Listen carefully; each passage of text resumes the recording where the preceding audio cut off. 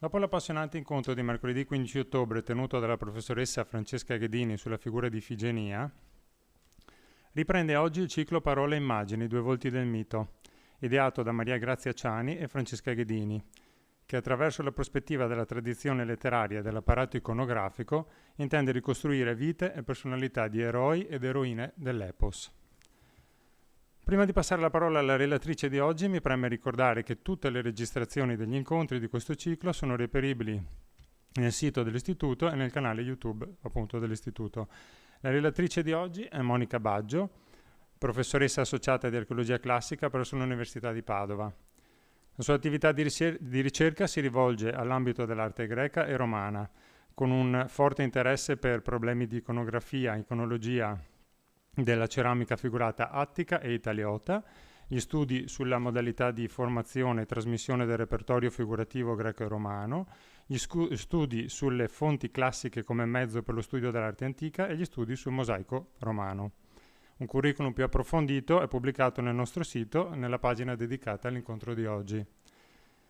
Vi ringrazio per l'attenzione, passo subito la parola alla relatrice per il tema di oggi, che è Proserpina, la regina degli inferi. Grazie. E ringrazio naturalmente l'Istituto Veneto per questo invito a far parte di questa serie di lezioni che intrecciano il racconto letterario e le immagini, e a voi che pazientemente ascolterete la mia relazione. Allora, protagonista del nostro incontro di oggi è la giovane Persefone, chiamata anche Core, fanciulla, poi Proserpina nel mondo romano, forse per una errata derivazione dal verbo proserpere, che significa germogliare. Proserpina è la bellissima figlia di Zeus e Demetra. Demetra è la dea dei raccolti e delle messi, è la dea che dona i cereali agli uomini. È la dea che ha istituito i misteri eleusini, quelle cerimonie religiose che si tenevano in autunno e primavera ad Eleusi, un centro situato nei pressi di Atene, che garantivano una vita beata nell'aldilà agli iniziati, i mystai, che ovviamente dovevano mantenere un assoluto segreto sulle azioni che si verificavano durante i riti misterici. In Omero, la più antica fonte, Persefone non compare mai come figlia di Demetra, piuttosto come regina del mondo dei morti. Ed è il secondo inno omerico dedicato a Demetra, un inno che, come sappiamo, è collocabile alla fine del VII secolo, che fissa l'impalcatura di un racconto riferito a Persefone, che poi, diventerà sostanzialmente fisso nel corso del tempo, con tutte le varianti ovviamente che sono legate al diffondersi dei temi. Un personaggio estremamente interessante, quello di Persefone, che si sposta continuamente tra il mondo dei vivi e il mondo dei morti. E in questo passaggio, in questo cambiamento, cambia di statuto, di condizione. Quando appartiene al mondo dei vivi è una core, una fanciulla pronta per le nozze. Quando invece appartiene al mondo dei morti ha lo statuto di sposa. Qui un elenco, delle fonti letterarie che trattano il mito. Sono ovviamente moltissime. La storia è nota, la riassumo brevemente.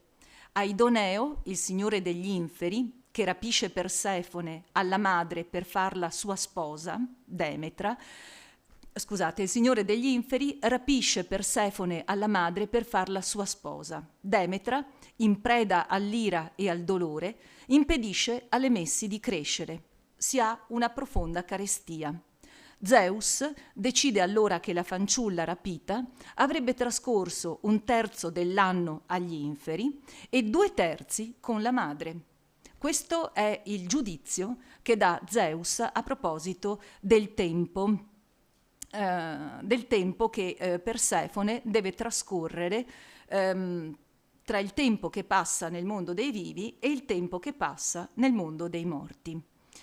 Affido alle parole di Proserpina come sono effettivamente avvenuti i fatti. Dovete scusarmi, ho dimenticato il testo nella borsa. Mi spiace di questo.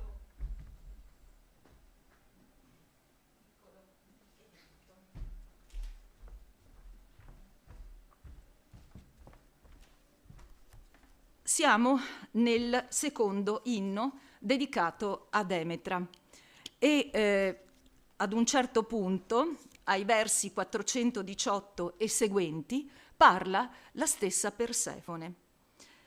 Come poi mi abbia rapito, secondo la ferma decisione del Cronide, mio padre, e sia fuggito portandomi nelle profondità della terra, io ti dirò, sta parlando alla madre, e ti narrerò tutto, come mi chiedi. Noi tutte sull'incantevole prato, le Ucippe e Fainò, ed Elettra e Iante, Melite, Iache, Rodeia e Calliroe, Melobasi, Tiche e Ochiroe, dal roseo volto, Criseide, Ianeira, Acaste e Admete, Rodope, Plutò e la graziosa Calipso, Estige e Urania, e l'amabile Galaxaura, e Pallade, che suscita le battaglie, e Artemide, saettatrice, giocavamo. E raccoglievamo con le nostre mani fiori stupendi, il delicato croco e insieme le iridi e il giacinto, corolle di rose e gigli, prodigio a vedersi, e il narciso, che l'ampia terra generava come il croco. Io dunque lo coglievo, piena di gioia, ma la terra dal profondo si aprì e ne balzò fuori il possente Dio che molti uomini accoglie, e mi portò via, sottoterra, nel carro d'oro, mentre gli resistevo, e levavo alte grida. Tutto nel mio dolore io ti ho sinceramente narrato. Questo il racconto di Persefone alla madre, e in questo racconto troviamo tutta una serie di elementi che si manterranno poi costanti nel corso del tempo anche dal punto di vista dell'iconografia. È interessante sottolineare come siano pochissime le attestazioni del ratto di Persefone, perché il punto centrale del racconto è il rapimento di questa fanciulla, il ratto, nella produzione ceramica attica. Ricordiamo a questo proposito un'anfora a figure rosse, rinvenuta a Nola, datata al 470 a.C., dove Ade, riconoscibile da questa cornucopia piena di elementi che parlano della ricchezza degli elementi contenuti nella cornucopia, sta inseguendo a piedi una giovane donna nella quale riconosciamo Persefone. L'inseguimento di una donna appartiene a una serie tematica molto ricca che traduce proprio il tema dell'inseguimento amoroso, e che questo inseguimento abbia una riuscita felice ce lo dimostra l'impostazione di Persefone, che volge il capo indietro a guardare il suo inseguitore, a incontrarne lo sguardo, a dirci che alla fine Persefone diventerà la sposa di Ade. Ricordiamoci che il ratto, l'inseguimento nella produzione ceramica attica e successivamente anche in quella magnogreca sono una metafora del passaggio delle nozze, del rito nuziale. Un documento veramente interessante è costituito da questo schifos. Lo schifos è praticamente un vaso che serve per bere il vino, appartiene al set del simposio. Purtroppo è molto frammentario, ma l'importanza di questo documento risiede nel fatto che è stato ritrovato ad Eleusi, quindi è stato ritrovato nel luogo dove vengono celebrati i misteri in onore di Demetra. E la cosa interessante è che porta un'iscrizione che ci dice il nome del dedicante, Antippe. Quindi è un vaso che ci racconta una storia, non soltanto la storia tradotta dalle immagini, ma anche la storia di colui che ha portato questo oggetto come ex voto.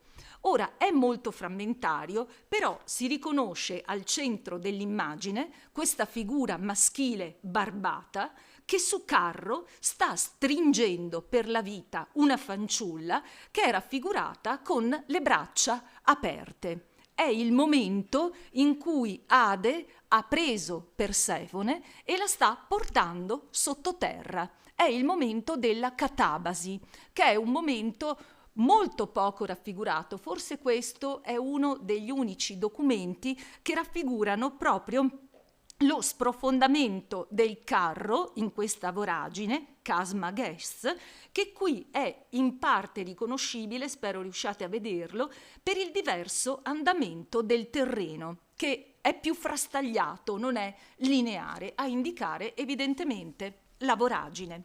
Si riconoscono poi altri elementi, in primis la figura di Eros, è l'unico che presenta accanto a sé l'iscrizione che lo connota. Il dio Alato, il dio dell'amore, che ovviamente controlla e apre la strada a questa unione. Si riconosce un personaggio che è sempre presente ed è Hermes, il dio che traghetta, che padroneggia i passaggi di status, i passaggi di condizione, e si riconoscono alcune figure femminili dotate di armi, nelle quali alcuni vogliono vedere per esempio la presenza di Atena e la presenza della dea Artemide, che sono nominate accanto alle fanciulle che hanno accompagnato Persefone durante la cosiddetta antologia, cioè l'antologia è la raccolta dei fiori, questi fiori incredibili che hanno creato un paesaggio ameno, quello che viene chiamato il locus amenus, quindi dobbiamo immaginare un paesaggio ricco di colori, ricco di profumi, l'ambiente ideale dove delle giovani fanciulle stanno tra di loro e suscitano ovviamente l'interesse delle divinità. Questi loci ameni come luoghi dove avviene appunto l'incontro della divinità con la fanciulla di cui si è invaghito sono un topos costante e molto bello. E tra questi fiori ovviamente uno in particolare, il narciso, ha giocato un ruolo molto importante nella vicenda. Questo documento è molto interessante perché alcuni studiosi riconoscono in una figura femminile accanto alla giovane con lo scettro Demetra, che non sarebbe così strana perché dobbiamo sempre tenere presente che il linguaggio per immagini non è mai una traduzione immediata di quello che è il racconto scritto o orale. Il linguaggio iconografico procede con i suoi codici, risponde a delle precise regole. Questo è il disegno che riprende un po' le parti di questo importantissimo documento che attesterebbe proprio per la prima volta il tema della catabasi, della discesa e quindi il passaggio dal mondo dei vivi al mondo dei morti. Ricordiamoci che Proserpina si muove tra questi due mondi e ogni volta che oscilla tra mondo dei vivi e mondo dei morti si presenta ora come una fanciulla, ora come una sposa, quindi ha questo cambiamento di status. La ceramica attica a figure rosse, in particolare questo cratere attribuito al pittore di Persefone e datato alla metà del V secolo, ci racconta invece l'anodos, cioè la risalita di Persefone dal sottosuolo. Dopo che si è stabilito che una parte dell'anno la trascorre sottoterra e l'altra parte la trascorre con i vivi, questo è il momento della risalita alla presenza di Hermes, sempre presente, alla presenza di Demetra, riconoscibile dallo scettro, e da questa figura femminile con la doppia torcia nella quale si deve riconoscere Ecate, che è questa dea che sempre accompagna la figura di Persefone. Ma è soprattutto a partire dal IV secolo a.C., che la vicenda della giovane Proserpina comincia a godere di una grandissima fortuna iconografica. E questo noi lo apprendiamo anche da Plinio importantissimo, che ci dà tutta una serie di informazioni sulle opere d'arte, sugli artisti, il quale ricorda che lo scultore Prassitele aveva creato un'opera in bronzo proprio con il tema legato al ratto di Proserpina. E sempre Plinio ci dice che il tema dovette fornire ispirazione anche al pittore Nicomaco, che lo aveva riprodotto in un suo dipinto. Questo dipinto poi sarebbe stato portato a Roma e sarebbe stato esposto sul Campidoglio, quindi visibile ai cittadini di Roma. È una fonte che nulla ci dice a proposito dell'iconografia, ovviamente, però ci dice che questo tema nel corso del IV secolo, perché Nicomaco si colloca nella seconda metà del IV secolo, comincia ad essere diffuso. E proprio allo stesso Nicomaco o a qualcuno della sua bottega si fa risalire l'affresco che decora una delle pareti della magnifica tomba di Persefone rinvenuta a Vergina. Siamo in ambito macedone. Vergina e Pella sono le due capitali del regno macedone e per chi si occupa di storia dell'arte classica, i materiali rinvenuti a Vergina, in particolare le pitture che decorano le tombe a cista o a camera, sono per noi fondamentali perché sono quello che ci rimane della vera pittura greca, perché tutta la pittura greca o a fresco o su cavalletto, che a partire dal VI secolo doveva essere stata prodotta ad Atene e poi per tutto il V secolo, è andata completamente perduta. Invece le tombe ci testimoniano proprio questo tipo di produzione. E qui, in una delle pareti della tomba, è rappresentato proprio il ratto di Persefone da parte di Ade. Il ritmo impresso al racconto, la disposizione delle figure, la gestualità dei protagonisti, ma soprattutto il significato escatologico che sta alla base del mito, perché ricordiamoci, Proserpina, Persefone, ritorna tra i vivi, quindi c'è un'idea di speranza, no? Di vita oltre la morte, costituiscono una tappa essenziale per la fortuna iconografica di questo motivo. E gli elementi che compongono la narrazione sono ben riconoscibili. Ade ha oramai portato sul suo carro Persefone, così slanciata a chiedere aiuto. Accanto a lei una delle ancelle, una delle compagne che ovviamente assiste al fatto impotente e solleva le braccia in segno di disperazione. La quadriga e davanti alla quadriga Hermes, onnipresente in questi momenti di passaggio, e un po' più avanti il segno di Zeus, la Folgore, la quale dice che tutto avviene perché comunque questa è la volontà del Signore degli Dei. Basta la Folgore, basta l'attributo per richiamare ovviamente all'attenzione degli osservatori la presenza del Dio. Qui vedete un particolare e qui forse i colori sono un po' sfalsati, però vedete come la composizione vive di profondi contrasti. Il tema della violenza viene proprio esplicitato dal contrasto tra le posizioni dei due personaggi, secondo un sistema semantico per il quale la fuga del dio col suo carro incrocia la tensione del corpo di Persefone, sviluppando il tema dell'ubiquità non in superficie ma in profondità. Quindi abbiamo proprio un tentativo di sfondamento della parete, di creare uno spazio, e soprattutto il tema della ruota così disposta è sicuramente uno degli strumenti pittorici per elaborare questa idea della profondità. Da subito il soggetto viene ripreso con analogo significato e analogi morfemi nella produzione ceramica italiota, in particolare Apula. Alla fine del V secolo la ceramica attica perde il suo appeal, anche per un discorso economico legato alla conclusione della guerra del Peloponneso, che aveva ovviamente lasciato Atene economicamente in difficoltà, e le botteghe ceramiche si trasferiscono nell'Italia meridionale, che diventa luogo interessante di produzione, con dei centri produttivi molto importanti nelle attuali Puglia, Basilicata e Campania.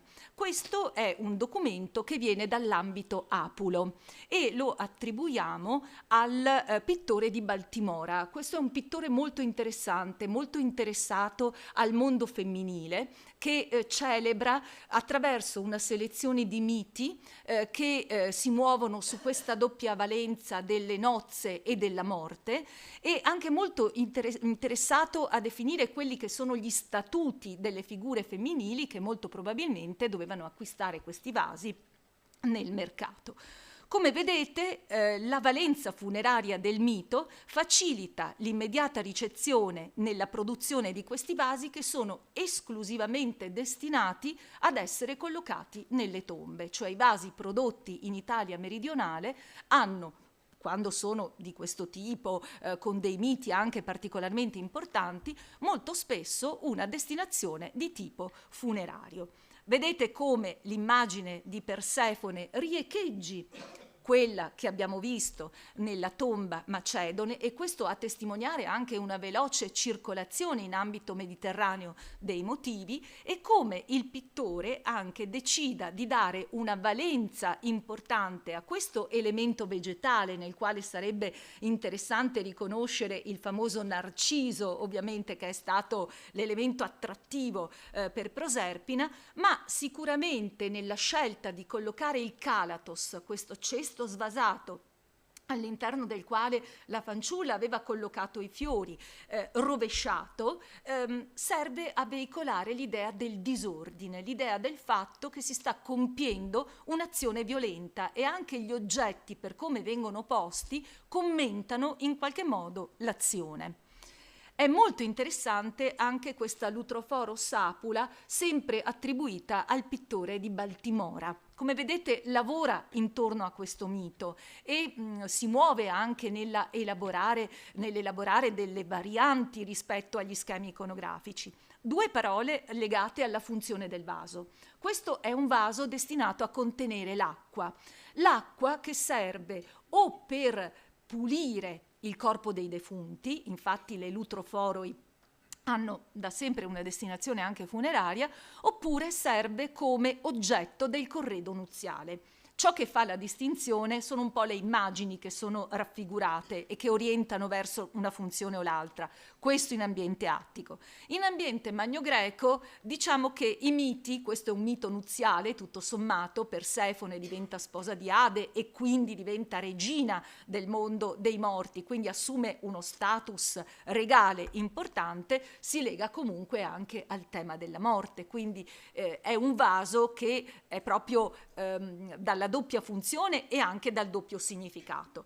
La destinazione funeraria del vaso è molto evidente in uno dei due lati, perché qui troviamo raffigurata una figura femminile all'interno di un'edicola che noi chiamiamo naiskos, un'edicola dove la figura femminile solitamente viene rappresentata con oggetti che sono i suoi attributi, con oggetti che rimandano al suo ruolo, rango all'interno della comunità. Possono essere delle ceste, possono essere degli specchi, possono essere dei ventagli, possono essere dei nastri, tutto ciò tutti questi oggetti assumono un preciso valore perché non vengono letti solo in relazione esclusiva ad un determinato vaso, ma vengono, interpretati alla luce della loro presenza su vasi che presentano un identico tema. Dall'altro lato abbiamo due fasce. Nella fascia più in alto troviamo la figura di Ade che sta scendendo dal carro per prendere Proserpina, quindi non sono proprio sul carro, è un momento un attimo prima, e alla presenza ovviamente di questa figura alata, molto probabilmente un genio alato che ha il compito di guidare il carro, ed è molto interessante il fatto che in questo caso l'oggetto che viene utilizzato dal pittore per commentare l'azione sia una palla, perché le palle che erano di stoffa oppure di lana, sono quegli oggetti che dovevano caratterizzare la fase adolescenziale delle fanciulle e che venivano donati, in pratica venivano donati alla divinità nel momento in cui si apprestavano a diventare spose. Quindi il fatto che la palla sia abbandonata significa che Persefone è proprio in questa fase in cui non è più Partenos e si sta preparando a diventare la sposa di Ade. Nel registro inferiore si riconoscono Artemide, si riconoscono Atena, ma anche Afrodite con accanto Eros, che in questo caso sembra quasi andare a raccontare quello che è l'episodio che sta accadendo nel registro superiore. C'è un po' una vignetta interessante da questo punto di vista. E questo questo schema iconografico è un po' diverso, ci racconta un momento diverso della vicenda. Mentre in questa bellissima anfora attribuita al pittore di Dario, siamo intorno agli anni 340-330 a.C., lo schema di Persefone, che vediamo collocato al centro del vaso, è abbastanza simile a quello che abbiamo visto nella tomba cosiddetta di Persefone, ma è più contenuto e soprattutto la fanciulla tiene sulla testa una corona che già la qualifica nel suo statuto regale di sposa di Zeus, quindi il pittore ama, di sposa di Ade, quindi il pittore ama molto giocare su questa ambiguità. E interessante anche come viene costruita la narrazione, perché noi abbiamo un registro superiore dove sono collocate tutte le divinità e quasi un'assemblea di divinità che osserva quello che sta accadendo nella parte centrale, e sotto troviamo un'idea delle giovani che dovevano aver accompagnato Persefone durante la raccolta dei fiori, che sono ancora impegnate alcune nella raccolta dei fiori. Qui accanto, in questa figura femminile caratterizzata dalla fiaccola a 4 braccia, dobbiamo riconoscere Demetra, la madre di Persefone. E quindi questa è un'immagine in cui potrebbe essere incerto il momento, cioè se è il momento in cui Ade sta rapendo Persefone o il momento in cui Ade sta restituendo in qualche modo Persefone alla madre, ma comunque la presenza di Demetra non sarebbe incomprensibile, perché nelle fasi delle nozze, nei differenti momenti che dovevano caratterizzare il rito nuziale, la presenza della madre è necessaria, è la madre che accompagna la figlia e che in qualche modo sigla il passaggio, in questo caso dalla casa della madre alla casa dello sposo, da Demetra ad Ade. Mentre io credo sia molto più legato al ritorno di Persefone dalla madre, questa Lutroforos, sempre attribuita al pittore di Dario, che vede Persefone portare le braccia verso la madre e la madre ricambiare in qualche modo questo, cioè in qualche modo essere più, vicina alla figlia, e forse in questo caso possiamo pensare che il momento sia proprio quello del ritorno. Non è ovviamente facile decrittare gli effettivi momenti, bisogna probabilmente un po' lasciare tutte le suggestioni che vengono dall'immagine. Mentre trovo molto interessante la decorazione di questo cratere a calice a figure rosse, perché presenta un impianto iconografico un po' diverso, è molto frammentario, quindi è anche difficile ricostruire tutta la situazione. Inoltre la figura di quello che viene interpretato come Ade presenta questo Pileus, che non è un copricapo che appartiene ad Ade, quindi secondo me meriterebbe un po', non ho potuto farlo ovviamente per questa circostanza, però meriterebbe un po' di essere meglio analizzata anche alla luce di tutti questi elementi che compongono il terreno e che ci mostrano un terreno non tranquillo, non lineare, diciamo, frastagliato. Mi fa quasi pensare a riportare la nostra attenzione a uno dei primi vasi che abbiamo visto, dove l'andamento così frastagliato del terreno segnava proprio la voragine, la catabasi. Bisognerebbe poi ricostruire tutta la sequenza tematica e vedere in quali serie iconografiche, per esempio, noi troviamo il terreno rappresentato in questo modo. È sempre l'ambiente macedone che ci propone un altro schema iconografico. In questo caso ci troviamo all'interno della cosiddetta tomba di Euridice. Teniamo conto che siamo all'interno di tombe appartenenti alla famiglia reale macedone che ruota intorno a Filippo II e ad Alessandro Magno. In questo caso abbiamo la decorazione della spalliera del trono, quindi è una pittura che viene collocata sul marmo del trono ed è quanto di più vicino anche suggestivamente noi possiamo pensare ad un quadro, se pensiamo a come viene realizzata questa cornice con questi viticci, con questi girali che si avvolgono intorno alla rappresentazione figurata. Noi sappiamo che in questo momento cronologico un pittore, Pausia, aveva inventato questo motivo dei viticci, che nel loro continuo rincorrersi non sono altro che di nuovo una trasposizione dei ritmi circolari della vita, di nascita e di morte. Quindi in questo continuo rifiorire di elementi vegetali noi che cosa troviamo? Troviamo Persefone accanto ad Ade, in posa severa, in posa maestosa, nel suo ruolo proprio di regina degli inferi, e questa connotazione elevata della sua posizione è anche sicuramente sottolineata da questi tocchi d'oro che dovevano caratterizzare lo scettro sia di Persefone sia di Ade.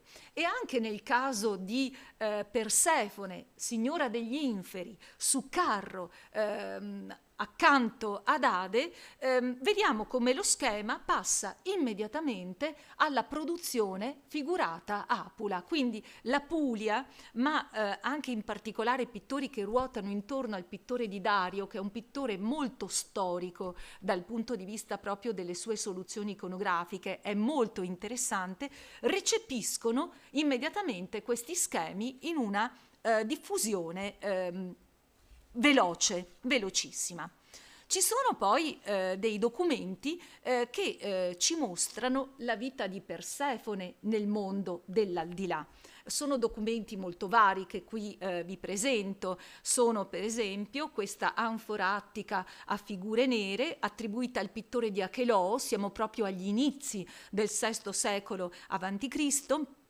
Ricordiamo che le anfore sono dei vasi che servono per contenere il vino e fanno parte del set del simposio, questa pratica molto importante nella cultura greca di condividere il vino, dove vediamo raffigurata una giovane donna seduta con delle spighe in mano, nella quale si riconosce Persefone, di fronte a lei questo personaggio canuto con lo scettro Ade, e al centro uno dei tanti dannati, in questo caso Sisifo, che dovevano partecipare del mondo dei morti. Ma possiamo anche trovare delle immagini solenni, come per esempio questa bellissima coppa attica attribuita al pittore di Codros, dove nei lati esterni troviamo il simposio degli dei più importanti, delle coppie divine più importanti, perché ritroviamo Zeus ed Era, Poseidone ed Anfitrite, e al centro di questa coppia troviamo appunto Ade, e di fronte a lui Persefone. Purtroppo non è riconoscibile l'oggetto che tiene in mano, ma sarebbe molto suggestivo riconoscere in questi oggetti quei semi di melograno che Ade ha costretto Persefone a mangiare, e con l'inganno, e che hanno decretato il fatto che dovesse necessariamente trascorrere una parte del tempo presso Ade. Sono soprattutto le ceramiche apule che magnificano il palazzo di Ade, che magnificano la nuova residenza di Persefone. Come vedete, all'interno di questa sorta di grande naiscos, di grande edicola, che proprio viene chiamata in letteratura il palazzo di Ade, dove Ade e Persefone sono seduti su una cline molto lussuosa, sono circondati molto spesso di armi, e sono, come dire, la parte esterna è circondata di elementi che rimandano a personaggi che vivono nel mondo degli inferi, o a elementi che rimandano alla dimensione delle fanciulle che dovevano circondare proprio la figura di Persefone. È molto interessante come in alcuni casi, come in questo, al cospetto di Ade e Persefone si rechi il defunto che appunto era colui al quale doveva essere destinato il vaso. Quindi abbiamo questi diversi aspetti, no? il ratto, la cattura che dà origine a tutto, la dimensione nuziale di Persefone, la sua risalita, e questi temi circolano nel Mediterraneo perché li troviamo per esempio anche nei cosiddetti Pinaches di Locri. La condizione di sposa di Ade trova illustrazione anche nei Pinaches, in questi quadretti in terracotta rinvenuti nel santuario della Mannella a Locri, dove c'è un culto dedicato appunto a Persefone, che raffigurano sia il momento del ratto, quindi dove tutto ha inizio, sia poi il ruolo di Persefone come regina degli inferi. E questo per quanto riguarda il mondo greco. Ora, l'ultima parte della relazione di oggi si concentra nel mondo romano, perché effettivamente il mito di Persefone, nel mondo romano chiamato Proserpina, gode di grandissima fortuna e soprattutto vediamo le immagini che seguono attraverso il prisma del racconto che Ovidio fa di questo mito, perché Ovidio dedica più di 320 versi a raccontare il mito di Persefone, di Proserpina, ma anche tutto ciò poi che la sua incredibile fantasia costruisce intorno a questo mito. Per quanto riguarda il racconto che Ovidio fa nel quinto libro delle Metamorfosi, io mi concentrerò soprattutto in quella che è la prima parte, che è proprio legata al ratto di Proserpina e che si divide in 3 momenti fondamentali, che sono ciò che dà inizio a tutto, che paradossalmente è qualcosa di molto semplice, cioè Ade sta controllando la stabilità del suo regno, sta vagando proprio per controllare che tutto funziona e viene scorto da Venere, la quale esorta il figlio Cupido a domare con i suoi strali il cuore di Proserpina, perché Proserpina aveva deciso che mai si sarebbe sposata. Quindi questo non può accadere. Venere incalza Cupido, che deve far valere il suo potere su Proserpina, e in pratica esegue l'ordine della madre e trafigge Dite con le sue frecce. Il secondo momento è la cosiddetta antologia, la raccolta dei fiori a cui segue il ratto. In Ovidio la scena però è ambientata in Sicilia, è ambientata nei pressi della città di Enna e Proserpina viene raccontata mentre coglie viole, candidi cigli, che pone in un calatos in parte e in parte nel lembo della sua veste. Il ratto è veramente rapidissimo. Quasi Proserpina non riesce a rendersi conto di quello che sta accadendo. Infatti Ovidio ci racconta di una fanciulla sgomenta che osserva la veste stracciata nell'impeto che ha fatto cadere poi tutti i fiori a terra, aumentando la disperazione della fanciulla. La terza scena legata al momento del ratto è tutta ovidiana, perché ci racconta la metamorfosi di Ciane. Ciane, una ninfa, ha visto tutto ed è l'unica che cerca di frapporsi alla quadriga di Ade, emergendo in mezzo ai flutti fino alla vita e dando forza alle parole, allargando le braccia in un gesto fortemente icastico, perché Ovidio dice in partes diversas brachia tendens obstitit, quindi si oppone a quello che sta accadendo allargando le braccia. Ma il re degli inferi, irato, travolge la resistenza della dolce ninfa, provocandone la metamorfosi in acqua.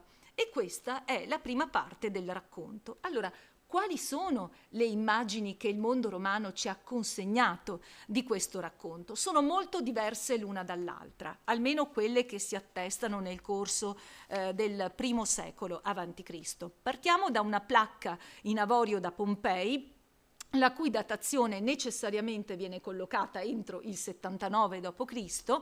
e che ci rappresenta, in una placchetta, ci rappresenta il ratto ratto proprio di Proserpina, e vediamo che lo schema utilizzato si pone in linea con quanto abbiamo visto sin qua nel mondo romano. Davanti abbiamo Hermes che apre la strada, Mercurio, e la cosa interessante è che proprio nella parte bassa, in maniera piuttosto frammentaria, si riconosce una giovane donna con un manto che è collocata proprio sotto le zampe della quadriga, e che quando ho preparato questo contributo mi è sembrato di poter riconoscere in questa figura Ciane, che si oppone. Purtroppo però è abbastanza frammentato, e quindi rimane una suggestione. La cosa interessante è che accanto, diciamo, a questa scena del ratto ritroviamo poi le figure più importanti che si accompagnano da sempre ovviamente al momento del ratto, che sono le dee Atena e Artemide, che accompagnano appunto questo momento. Il tema passa anche poi nella glittica. E lo ritroviamo, ecco, bisogna dire che è un unicum questo, non ci sono molte gemme che sono rappresentate con il ratto di Proserpina, tuttavia ci testimonia la circolazione del motivo nel repertorio degli incisori di età Giulio Claudia, e qui ritroviamo un po' tutti gli elementi della nostra composizione. In questa figurina qui riconosciamo molto probabilmente Afrodite, riconosciamo poi le divinità Artemide ed Atena onnipresenti, il gesto di Proserpina che cerca appunto di chiedere aiuto, e il tema della figura che, se vi ricordate, quando abbiamo visto appunto l'immagine nella tomba, l'ancella accovacciata che cerca di chiedere aiuto. Ma è soprattutto nel corso del secondo secolo d.C. che il tema conosce una come possiamo dire, fortuna più ampia, per lo più in ambito funerario. Questo ce lo mostrano sia dei mosaici, sia soprattutto le fronti dei sarcofagi, dove il tema viene scelto per narrare la violenza e il dramma della morte di una giovane fanciulla pronta per le nozze, dove però ancora una volta la scelta del tema viene associata a delle prospettive di tipo consolatorio che sono strettamente legate al mito. Abbiamo così un mosaico policromo proveniente da un colombario, una tomba, presso Porta Portese, ora conservato a Palazzo dei Conservatori, datato alla metà del secondo secolo d.C. Qui interessante è la presenza del calatos rovesciato, che abbiamo anche visto già in alcuni vasi di età appunto della fine del IV secolo a.C., e ritroviamo sempre il tema della fanciulla accovacciata, mentre lo schema è quello appunto di Ade su carro e di Proserpina completamente distesa, come abbiamo visto in questa struttura oppositiva che parte un po' anche dall'iconografia della tomba macedone. E molto simile questo mosaico bianco-nero datato alla fine del secondo, inizi terzo secolo d.C., dove troviamo soprattutto, vedete che è molto rovinato, ma il tema si riconosce, il ratto di Proserpina è perfettamente riconoscibile, come la presenza anche del dio Hermes Mercurio, ma in questo caso, pur nella resa banale, riecheggia quella che è la dipendenza dal modello pittorico ellenistico e presta particolare attenzione proprio al tema dei fiori, che sono sparsi nella parte bassa e con una reduplicazione dei calatoi, forse a ricordare che le figure che accompagnavano Proserpina nella raccolta dei fiori erano molte. Ma è soprattutto nel repertorio dei sarcofagi della media e tarda età imperiale dove il ratto si accompagna però insieme ai diversi momenti della vicenda, cioè le fronti dei sarcofagi raccontano alcuni momenti della vicenda. quelli che anche ritroviamo nel racconto delle Metamorfosi. E tutti questi momenti vengono scelti per esemplificare la ben nota allegoria del tema amore-morte. Ecco che allora in questo sarcofago datato alla fine del secondo secolo d.C. troviamo la figura di Cerere che è su carro, trainato da serpenti, che va alla ricerca della figlia. Questo lo troviamo sul lato sinistro. Il centro è occupato dal ratto, quindi vediamo Ade che rapisce Persefone così distesa in questa tensione molto violenta. Le dee, Atena riconoscibile, che sta cercando di trattenere Ade, e dietro i commentatori riconoscono Afrodite, Venere, che a sua volta sta tentando di trattenere Atena, perché comunque le cose devono procedere secondo quanto stabilito. I temi si ripetono abbastanza costantemente, come in questo sarcofago che è conservato ai Musei Capitolini, datato alla metà del III secolo d.C., che mostra sia il momento della raccolta dei fiori, sia il momento in cui Persefone sale sul carro molto più tranquilla, quasi consapevole di quello che è il destino che la attende, e tutto questo mondo che ruota intorno all'evento. È interessante la rappresentazione di Cerere, cioè Demetra, su carro trainato da serpenti, perché questo è proprio, anche Ovidio ci parla di Cerere che va alla ricerca della figlia proprio su questo tipo di carro. Che insomma non possiamo dire con certezza sia una ripresa dal testo ovidiano, perché esistono delle monete che anticipano il testo di Ovidio, dove il motivo di Demetra su carro trainato da serpenti è già presente. Ma è negli ultimi due documenti che vi mostro, negli ultimi due sarcofagi che vi faccio vedere, dove la relazione tra il testo di Ovidio e le soluzioni iconografiche possono forse cogliersi un po' di più. In questo sarcofago, conservato a Roma ai Musei Vaticani e datato alla metà del secondo secolo, qui noto da un disegno, però ci concentriamo su questo punto qui, dove troviamo il tema del ratto, cioè Persefone, in questo schema di violenza viene portata da Ade sul carro, i cavalli sono al galoppo, e però in questa figura femminile che emerge con il busto e che quasi vediamo sciogliersi in acqua, io credo si possa riconoscere Ciane, cioè si possa riconoscere la ninfa che ha cercato di opporsi al rapimento, e la stessa cosa credo si possa ritrovare in questo disegno relativo a questo sarcofago, sempre della metà del secondo secolo, dove questo personaggio femminile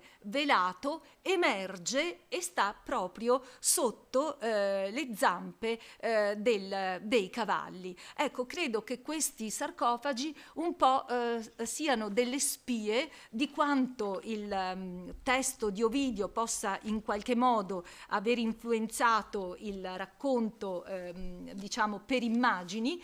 E con questi due esempi chiudo questo racconto di questa donna così particolare, così enigmatica, che mette insieme morte, rinascita, luce, tenebre, e tutto sommato cerca di riflettere un po' la natura ciclica della vita in questo suo andare e ritornare. Ecco, grazie.